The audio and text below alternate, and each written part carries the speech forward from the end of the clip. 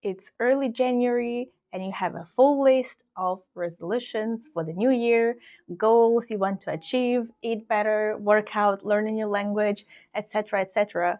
But by mid-January, you already feel demotivated and you kind of like want to put that list under the rug and forget about it. You're at the right place because today we will be talking about why goals don't work and what to do with it. Hi, welcome back to Fluent in Life. My name is Elena, and here we talk about techniques and tools to make your life better, whether it's self-growth, development, or just optimizing your mindset. So, goals fail for two main reasons: misalignment and habits or lack of habits. If it's the first one, I encourage you to watch my previous video where I share the technique from NLP, neuro-linguistic programming, the technique called well-formed outcome, where we go in depth of how to set a goal that resonates with you, with your inner self and with your mind, so you are more likely to stick to it. So misaligned can be anything from values, vision, different season of life. So if you haven't watched that one, I encourage you to do so. And second reason why goals fail is lack of habits. What is habit? Habit is a learned behavior. When you were a kid, you didn't know how to cook, how to brush your teeth, etc. It's a learned habit. Now you know how to do it, right? Whether it's driving a car, I don't know, pay for bills online, etc. It's something you learned. So habit is a learned behavior. Habit is also discipline and routine. And if you stay consistent, this creates a habit. And most of the time, goals in the beginning of the year or resolutions fail because this idea, this thing you want to do, stays at the level of intention and not a habit actually. So there's usually no actionable plan for what you're going to do to achieve it. And because it's a learned behavior, in the beginning, it will always take a little bit extra time and effort until it becomes automated. Think about when you had to learn how to drive, right? You had to stay really focused and, look at the rear mirror and this mirror and where's the ignition and how to turn left and how to park, etc., until it becomes automatic, meaning you can, I don't recommend you do this, but, you can talk to your friend who's with you in the car or do other things while you're driving as well, right? And when something is a habit, your brain loves it, not only because it becomes predictable, so your brain knows what to expect and how to allocate resources, your brain capacity. So it reduces, the decision fatigue, it saves you energy, and also it creates predictability. So what can you actually do to get started? Let's review two examples. Most common examples with resolutions and goals for the new year are around health and fitness. I want to be fit, eat healthy, etc. And let's take the example of language learning. Again, I covered some of this in my previous video, but I want to break it down specifically how I would approach it. And again, I personally created a bunch of new habits with this framework. So I'll be sharing some tools that you can start implementing yourself and see the results. So if there's something that you have never done in your life before, say you never worked out, you never did any physical activity, etc., but you want to, it's going to be a little bit harder than someone who has done some physical activity prior, because it would take you more effort to create, to develop, to learn this new behavior.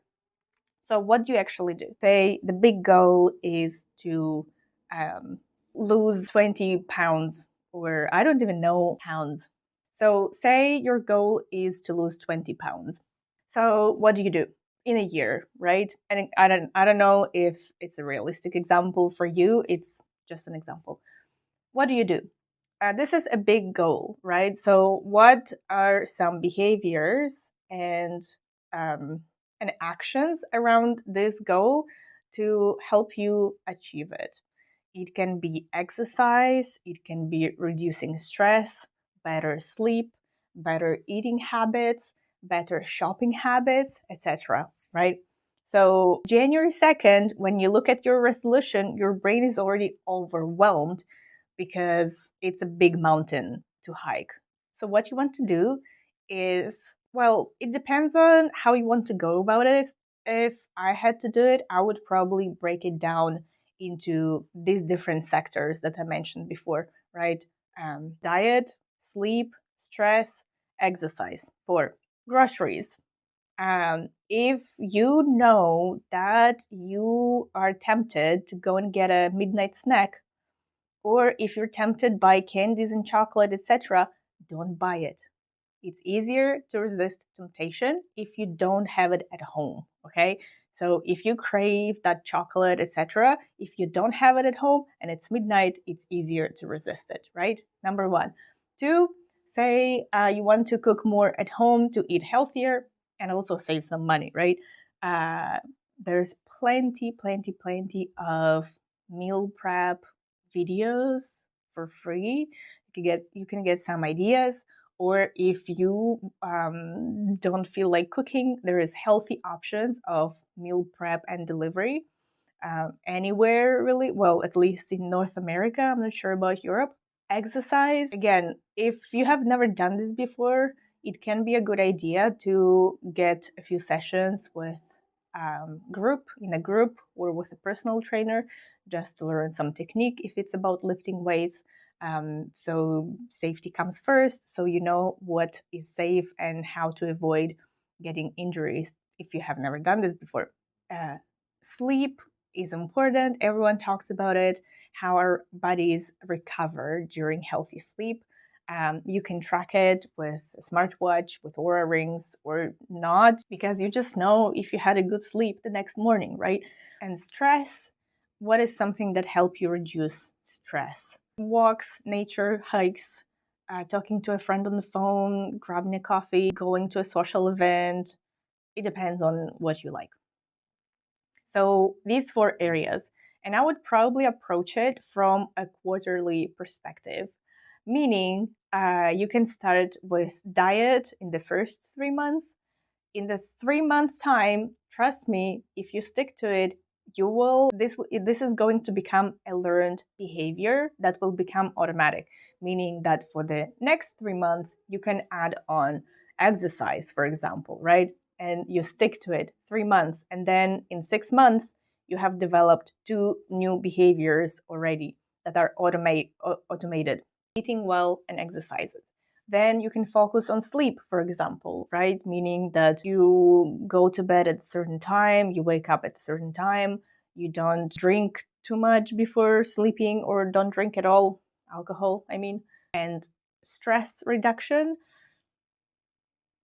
it depends on what it is for you. For me personally, I like to go in nature, walks, hikes, etc. So we break it down, right? Big goal, lose weight. 4 parts in the year: exercise, diet, sleep, stress reduction. And then you break down even further each of these, right? So diet, it can be monthly, it can be bi-weekly, etc. Again, if you have never done this before, it will require a little bit more energy and effort in the beginning, but trust me, the effort will pay off. So the first step you need to take is, how can you make it easier? As easy as possible. And it can be even 5 minutes of watching a meal prep video on YouTube. It doesn't mean that if your goal is to lose weight, the next day you need to spend 2 hours getting your groceries and 6 hours meal prepping. It doesn't mean that. If you can, great. If you feel like it, great, go for it. It's more about putting your brain into the perspective of learning a new behavior, a new habit. So it can be 5 minutes watching meal prep videos. It can be if you go to your supermarket watching for some options, prices. How much is the chicken breast? How much is this? How much is that? And do it every single day. Every single day. 5 minutes, 3 minutes, 10 minutes. Another thing to keep in mind is, what is the minimal behavior on a bad day? On a day when you don't feel like cooking, you don't feel like eating well, you don't feel like exercising, you feel like nothing. Maybe it's stretching for 5 minutes. Literally set the timer and stretch for 5 minutes. Maybe it's just eating a handful of almonds. I don't know, something small that you can do even on a bad day, because it's not what you do on good days, because we all perform really well on good days. It's what you do, and if you actually do something on a bad day when you don't feel like it. Next, if it's about exercising, right? If it's the next block, how can you make it as easy as possible? Again, I mentioned this in my previous video about language learning, that students come to me and say, I want to learn Italian and I want to practice for 5 hours a day. I said, great, I love the motivation. How about we start with 5 minutes a day? This is more realistic, and if it's a good day, you'll feel like you can do anything for a long time. But if it's a bad day, trust me, the last thing you want to do is to practice Italian for 5 hours. So back to exercise. How can you make it as easy as possible? Put your workout clothes next to your bed. So when you wake up in the morning, decision fatigue is not there because you already know what you're wearing. You just need to put it on and go. If it's about a healthy diet, instead of buying lunch outside, you pack your lunch at home the night before. So then you just get it out of the fridge, put it in your bag, and go. If it's about snacks, again, have it all prepped prior, right? If you work not at home, pack your lunches where you know what you're eating, calories, and you know it's good quality. If it's a language, this is my favorite. Create a plan. Okay, so when I work with my students one-on-one, I tell them to create a weekly plan for what they're going to do throughout the week. Because if, say, we meet once per week for a session, and then they do nothing until the next week when we have another class, I know it. And usually this happens because when they say, I want to practice, but I don't know what to do, decision fatigue. So what I encourage them to do, or sometimes I suggest some resources until they see this framework and then they can reproduce it themselves. Say, okay, let's look at your week. Realistically, how much time do you have during the week? And in small parenthesis, we make time. When you say you don't have time, usually it's about priorities, because if something is a priority, you make time for it. Anyway, so what do you do in that week? Say you can practice on Tuesday and Thursday and Friday for about 10 minutes. Great. So this means that you write down, you on Tuesday you can do this exercise here, and you already have it there, whether it's a screenshot, whether it's a link, whether it's a video to watch. And then say Thursday you can read 2 pages of something. Great, have that ready. Friday you can do some conversational practice with a friend.